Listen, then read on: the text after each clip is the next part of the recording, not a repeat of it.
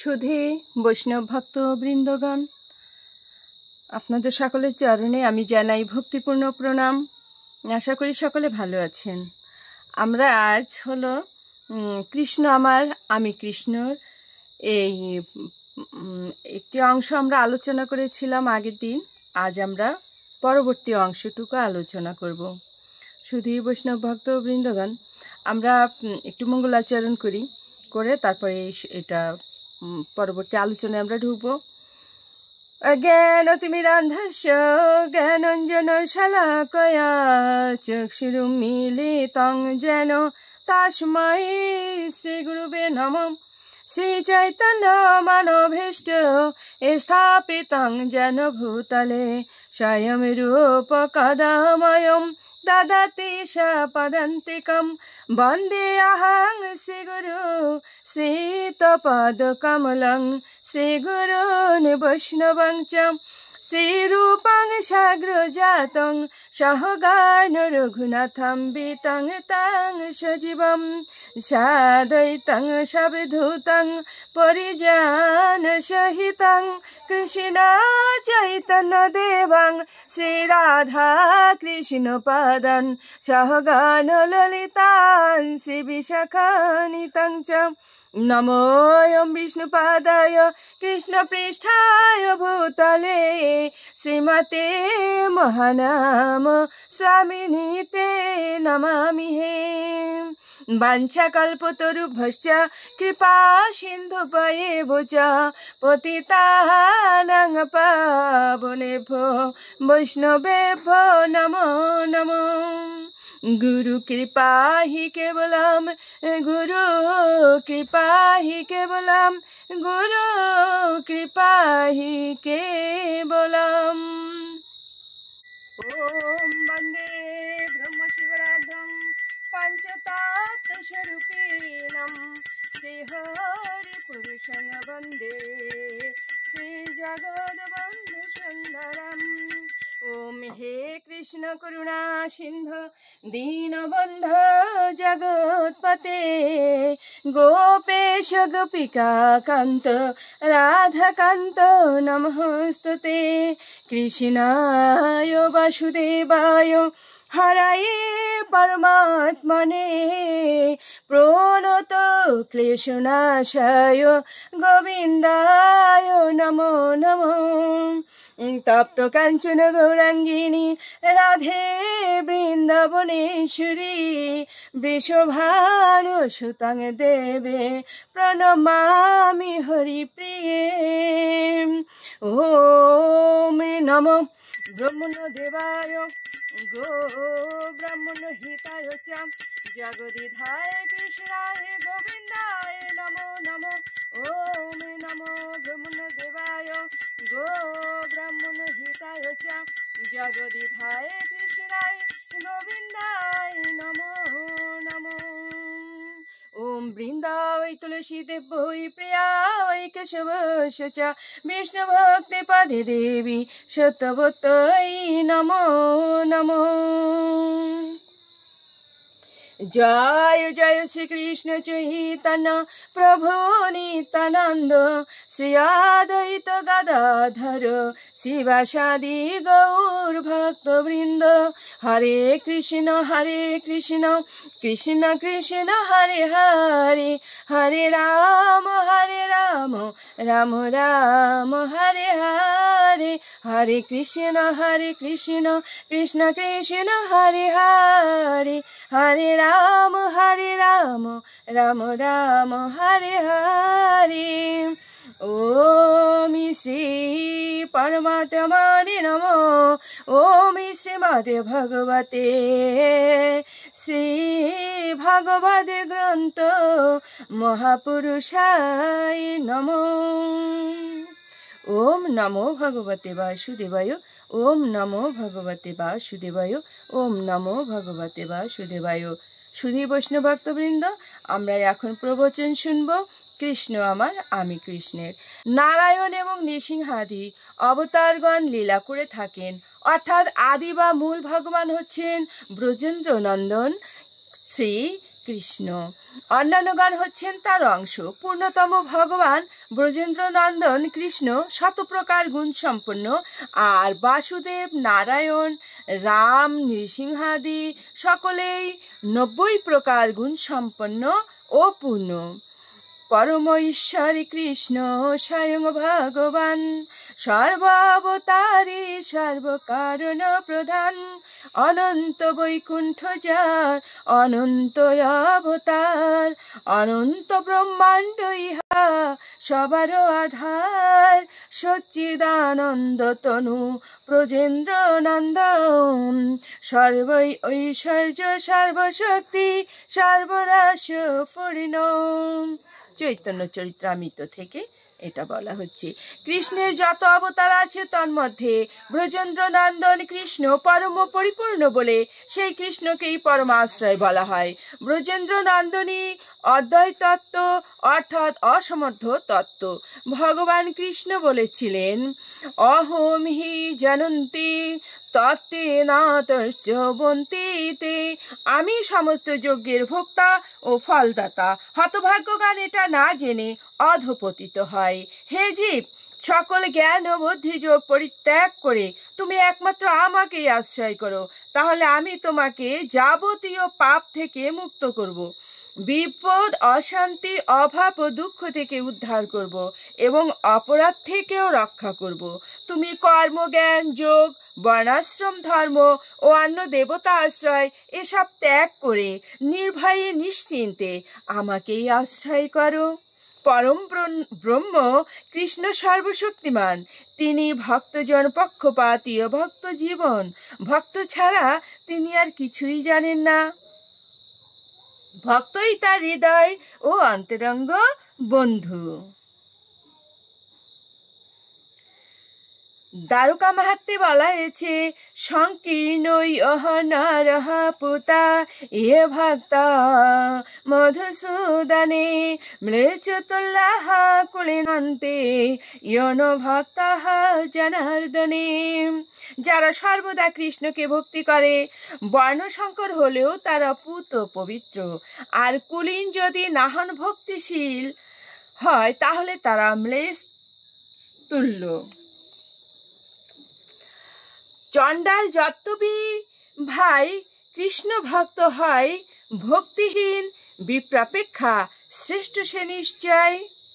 তাছাড়া পদ্মপুরাণে আছে, মুন্মিমিত্তম কৃতম পাপময়ী ধর্ময় কাল্পতে ধর্ময়পি পাপম সম্মান প্রভাবত।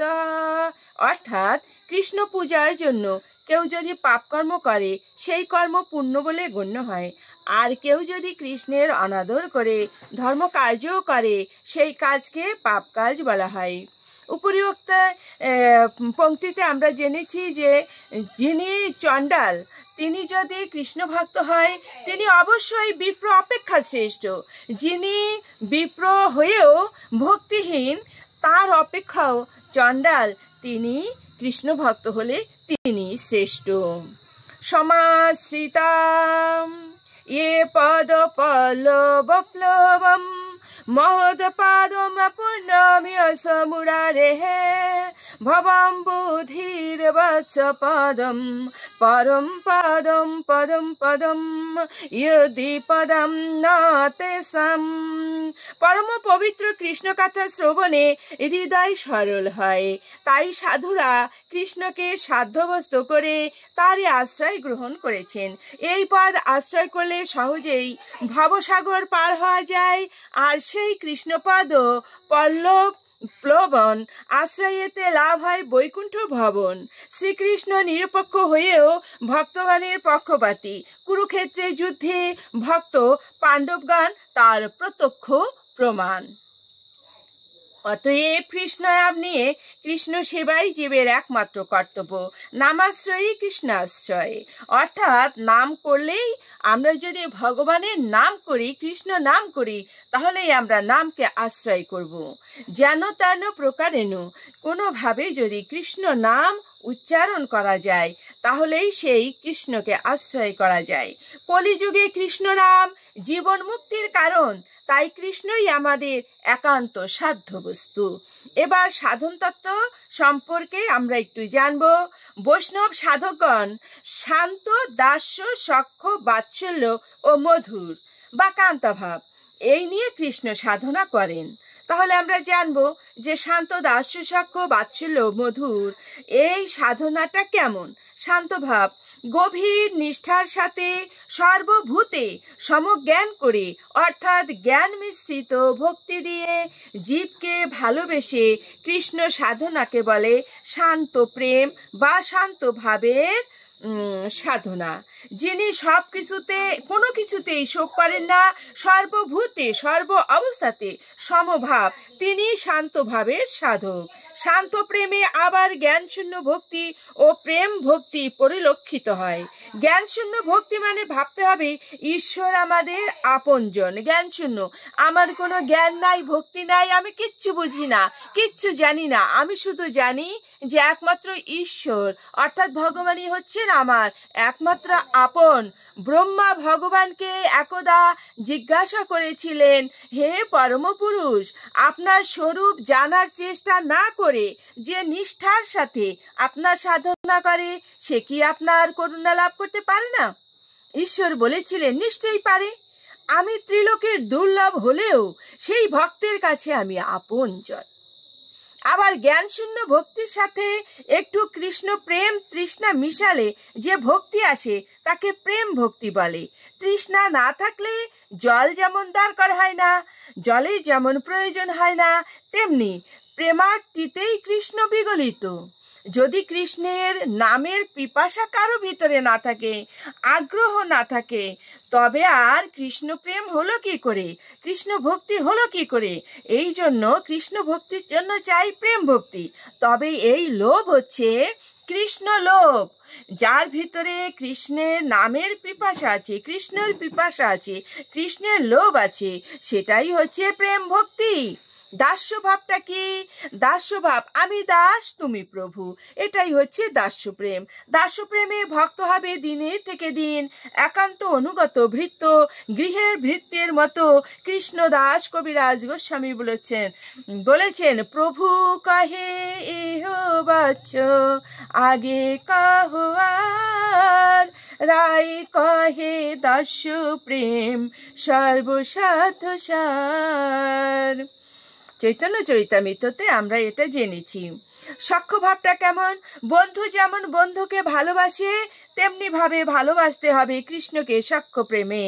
যেভাবে ভালোবেসেছিলেন সেই অর্জুন, শ্রীদাম, সুবল যে কৃষ্ণকে অর্থাৎ গোপালকে সখ্য প্রেমে বেঁধেছিলেন, নিজ দেহের সাথে কৃষ্ণের কোনো তফাতই থাকবে না।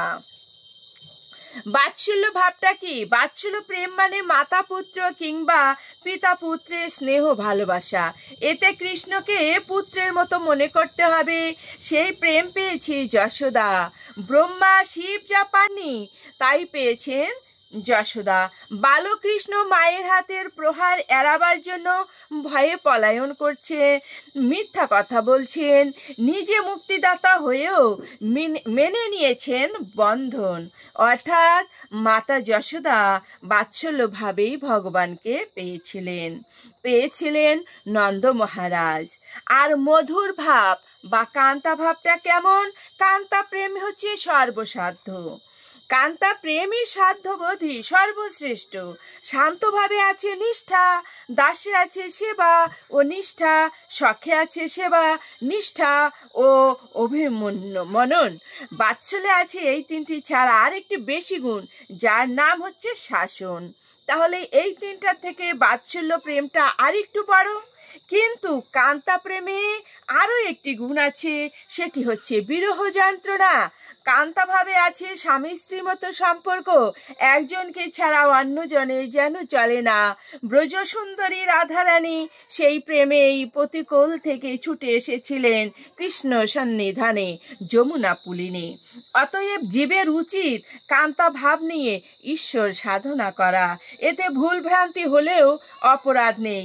এতে মান অভিমান থাকবে, দুঃখ ব্যথা, ক্রোধ যন্ত্রণা, স্নেহ ভালোবাসা মেশানো রয়েছে, এই কান্তা ভাবের প্রেমে। এই ভাব বা প্রেম আছে হচ্ছে কৃষ্ণের আর রাধারানীর ভিতরে। কখনো কৃষ্ণের প্রতি বিরক্ত ভাব, আবার কখনো ভালোবাসার ভাব। ভয় দ্বিধা দূর সম্পর্কের প্রয়োজন নাই। কৃষ্ণদাস কবিরাজ গোস্বামীর ভাষায় প্রভু কহে হো তম আগে কহো আর, রায় কহে কান্তা প্রেম সর্বসাধ্য সার। এবার মহারাজ বলতে লাগলেন, মহাজন বলছেন, এইসব তত্ত্ব বিশদভাবে যদি আমরা জানতে চাই তাহলে আমাদের জানতে হবে জীব উদ্ধার সম্পর্কে কিছু কথা। জীব উদ্ধার কি? জীব উদ্ধারের জন্য শ্রী চৈতন্য মহাপ্রভু নবদ্বীপে অবতীর্ণ হলেন। মায়ামুগ্ধ কলির বদ্ধ জীবকে মোক্ষ পথ দর্শন করানোর জন্যে মহাপ্রভু হরিনাম মন্ত্র নিয়ে নবদ্বীপে আবির্ভূত হয়েছিলেন। কলিযুগে মানুষের আয়ু অল্প, দান যজ্ঞ তপস্যা করার ক্ষমতা তাদের নেই। সেজন্য এই কলিযুগ পাবনতারী মহাবদান্য শ্রী শ্রী মহাপ্রভু এই মন্ত্র প্রচার করেছিলেন। হরে নাম হরে নাম হরে নাম এব কেবলম কলৌ নাস্তিব নাস্তিব নাস্তিব গতিরন্যথা। হরে কৃষ্ণ কৃষ্ণ কৃষ্ণ হরে হরে, হরে রাম রাম রাম হরে হরে। এরপর রাধারানীর প্রেমের দায় গৌর এসেছেন নদিয়ায়। শ্রীকৃষ্ণ রাধাকে প্রেমের পরিপূর্ণতা বিধান করার সুযোগ না দিয়ে কর্মের প্রয়োজনে প্রভাসে চলে যান। একাকিনী রাধারানী প্রেমের হোমানল জেলে তপস্যা করেছেন। রাধা প্রেমের ঋণ অপরিশোধ্য থেকে গেছে। সেই ঋণ পরিশোধ করার জন্যই চৈতন্য রূপে তিনি আবির্ভূত হয়েছিলেন। গোবিন্দর গো আর রাধারানীর রানী তিনি হয়েছিলেন গোরা। রাধা কৃষ্ণ হয়েছিলেন তার সার্বজনীন ভাবমূর্তি। হরিবোল ছিল তার মূল মন্ত্র। হৃদয়ের উচ্চারিত প্রেম ভক্তি ভালোবাসা হয়েছিল সেই যুগ বন্দনা শ্রেষ্ঠ উপাচার। তার কৃষ্ণ প্রেমের উচ্ছ্বসিত প্লাবনে ভেসে গিয়েছিল নরপতি প্রতাপ রুদ্রের রাজপ্রাসাদ। দবির খাস সাকর মল্লিক পরিণত হয়েছিলেন রূপ আর সনাতনে।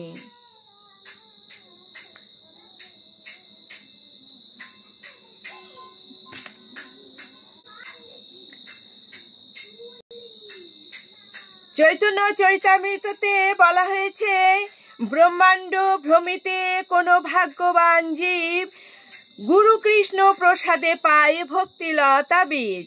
শুনিলে চৈতন্য কথা ভক্তি ফল ধরে, জন্মে জন্মে চৈতন্যের সঙ্গে অবতার। ভক্তিযোগ ভক্তিযোগ ভক্তিযোগধান, ভক্তি এই কৃষ্ণ নাম শরণ ক্রন্দন। ভজ ধাতুর সঙ্গে তি প্রত্যয় যোগ করে হয়েছে ভক্তি। ভজ মানে ভজনা করা। কারণ নাম যদি আমরা সর্বদা স্মরণ করি, তার জন্য আমরা ব্যাকুল হই, তার প্রতি শ্রদ্ধায় যদি মাথা নত করি, তাহলে সেটা হবে তার প্রতি ভক্তি।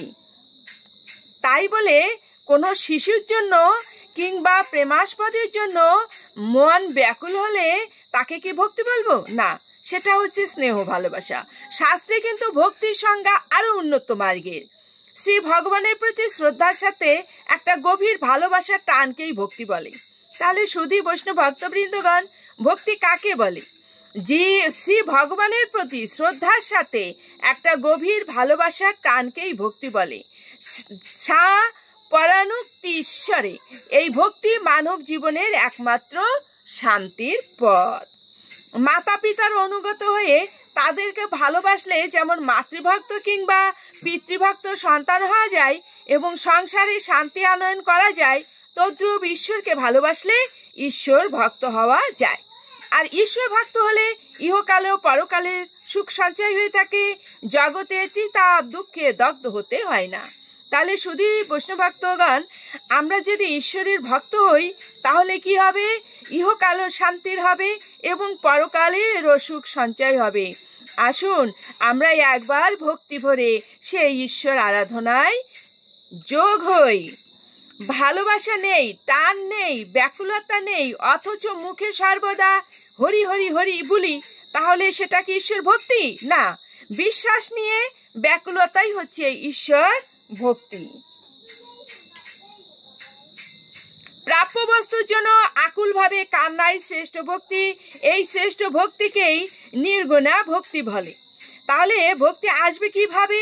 প্রথমত ঈশ্বরের অস্তিত্ব সম্বন্ধে পূর্ণ বিশ্বাস আনতে হবে। বিশ্বাস যদি থাকে তাহলে ভক্তি আসবে, আর যদি বিশ্বাস না থাকে তাহলে ভক্তি আসবে না। তাহলে বিশ্বাস আনতে হবে, ঈশ্বরের অস্তিত্ব সম্বন্ধে পূর্ণ বিশ্বাস আনতে হবে। যেমন আমার পিতামহকে না দেখেও পূর্ণরূপে আমি বিশ্বাস করছি। দ্বিতীয়ত, জীবন মৃত্যুর যন্ত্রণার মধ্য দিয়ে অনুভব করতে হবে জীবনের সার বস্তু। তৃতীয়, মনুষ্য জীবনের সঙ্গে পশু জীবনের পার্থক্য নিরূপণ করতে হবে। চতুর্থ, ব্যাকুলভাবে ঈশ্বরে পূর্ণ বিশ্বাস নিয়ে পরলোকের দিকে দৃষ্টিপাত করে শ্রদ্ধার সাথে হরিনাম করলেই আসবে ভক্তি। নাম রুচি পরিপাকে ভক্তি উৎপন্ন হয়, আর সেই ভক্তিতেই মানবকুল অখণ্ড আনন্দময় জগতে ভ্রমণ করতে পারেন। ভক্তি জ্ঞান বুদ্ধির ওপর, তবে জ্ঞান শূন্য আবার জ্ঞান মিশ্রিতা ভক্তি আছে। সেই ভক্তির দ্বারা ঈশ্বর সান্নিধ্য লাভ দুষ্কর, তাতে পূর্ণ বিশ্বাস আসা অসম্ভব, সর্বদা সংশয় আর সংশয়। অতএব ফলাকাঙ্ক্ষা না করে ঈশ্বরের অস্তিত্ব সম্পর্কে পূর্ণ বিশ্বাস নিয়ে লাভ ক্ষতির অঙ্ক না কষে ব্যাকুলতা দ্বারা ঈশ্বর ভজনা করাই হচ্ছে শ্রেষ্ঠ বা নির্গুণা ভক্তি। শুধু বৈষ্ণব ভক্তবৃন্দ, সত্যিকারে যারা ঈশ্বরকে ভালোবাসতে পেরেছে, ভগবানকে যারা ভালোবাসতে পেরেছে, তাদের কিন্তু কোনো রকম ফলাকাঙ্ক্ষা থাকে না। ফলাকাঙ্ক্ষা ছাড়াই তারা ঈশ্বরকে ভালোবাসে। এখানে আমরা উপাসনাকে এরকম দুটো ভাগে ভাগ করি, যেমন সকাম একটা আর একটা হচ্ছে নিষ্কাম। তো সকাম প্রেম বা ভক্তি বা উপাসনা, এটা হচ্ছে একটা চাওয়া থাকে ভগবানের কাছে, এই চাই সেই চাই অমুক অমুক, এই চাওয়ার পরিপ্রেক্ষিতে সে ভগবানকে ডাকছে। তো সেই প্রকৃত যিনি ভক্ত, তার ভালোবাসাটা থাকে, তার প্রেম ভক্তি থাকে হচ্ছে নিষ্কাম, সেখানে কোনো রকম চাওয়া এবং পাওয়া থাকে না।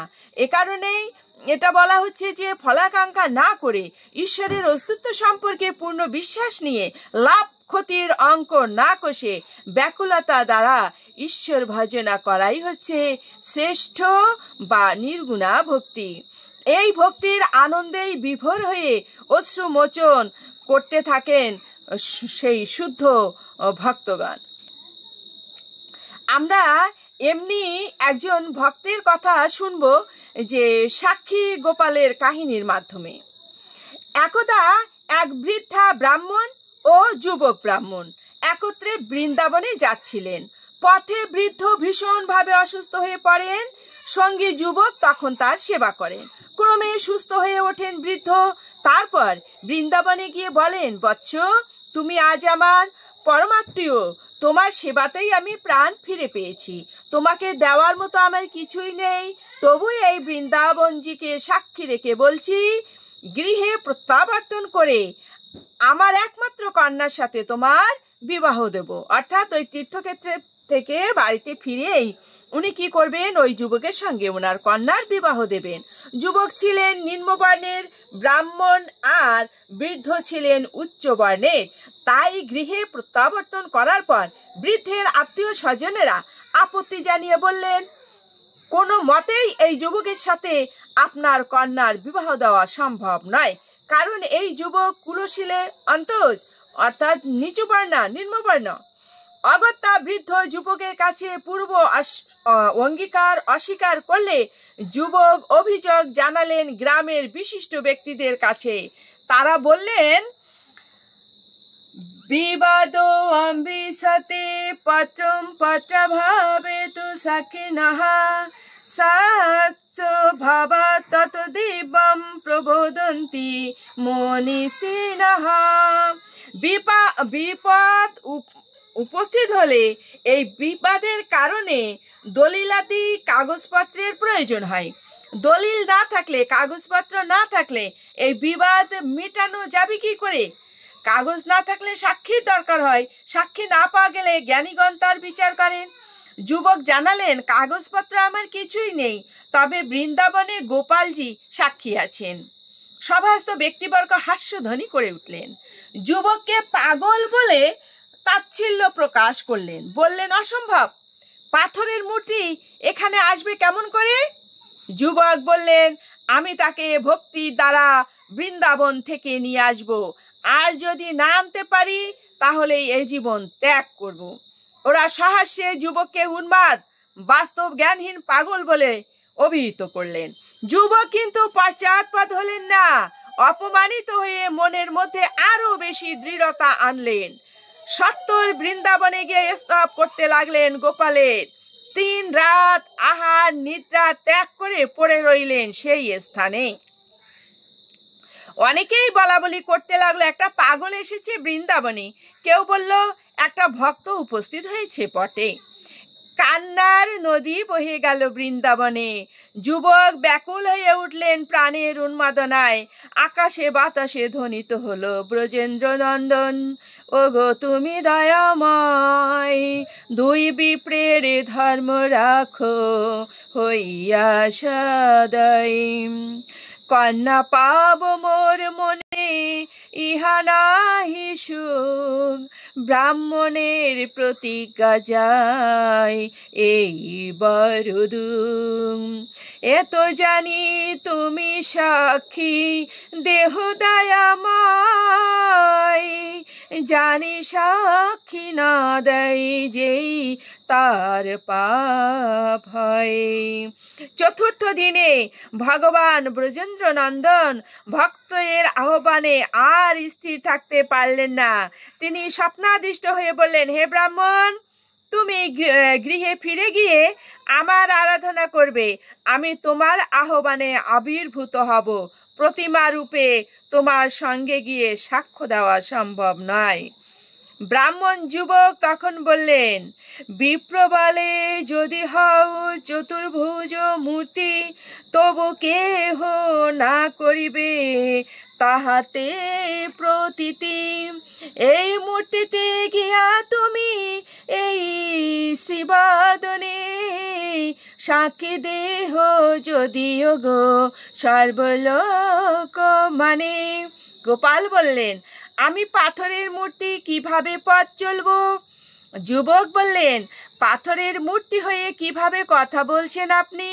আপনি তো পাথর নন, সাক্ষাৎ ব্রজেন্দ্র নন্দন। বৃন্দাবন পুরন্দর মদন গোপাল, রাজ বিহারী আদিদেব দীন দয়াল। তব ধ্যানে নিজ লোকে করে পদ্মাসন, অষ্টাদশ অক্ষর মন্ত্রে করে উপাসন। কাঁদব আমি সারা জীবন তোমার পায়ে ধরে, চলো প্রভু সাথে তুমি আজ কৃপা করে। ঠিক আছে বৎস, তুমি পৃথিবীতে এখনো অসম্ভব কার্য করালে আমাকে দিয়ে। জগতের সত্যতা প্রতিষ্ঠা হেতু আমাকে তাহলে যেতেই হয়।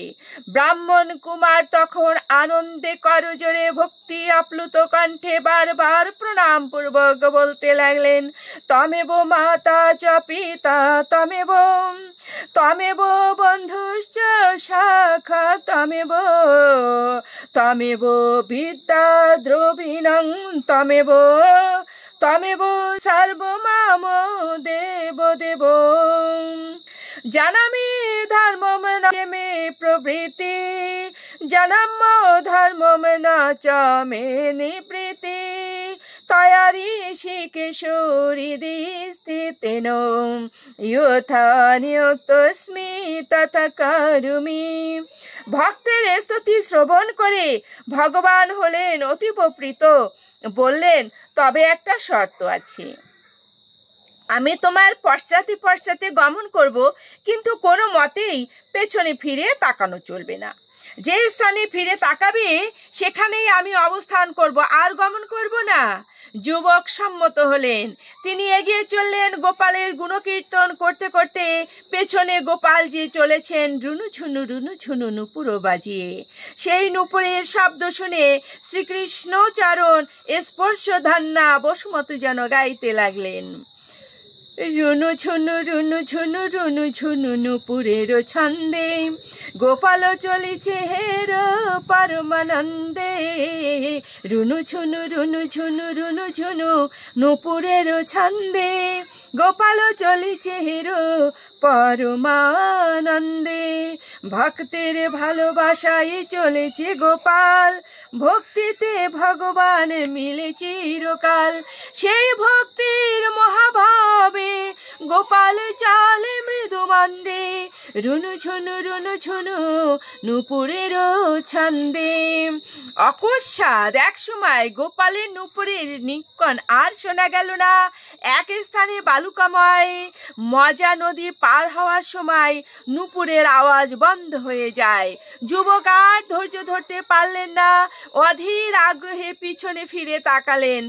দেখলেন প্রভুর বিগ্রহ মজা নদীর বালুকা ভূমিতে দণ্ডায়মান।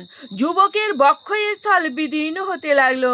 তিনি বিগ্রহের পাদদয়ে আলিঙ্গন করে অশ্রুজড়িত কণ্ঠে আক্ষেপ করতে লাগলেন, হায় হায়, আমি এ কি করলাম প্রভু? আপনি আমার সব অপরাধ নিজ গুণে ক্ষমা করুন। আমি পাপিষ্ঠ অধম, জ্ঞান পাপীর মতো আমি বিরাট ভুল করলাম।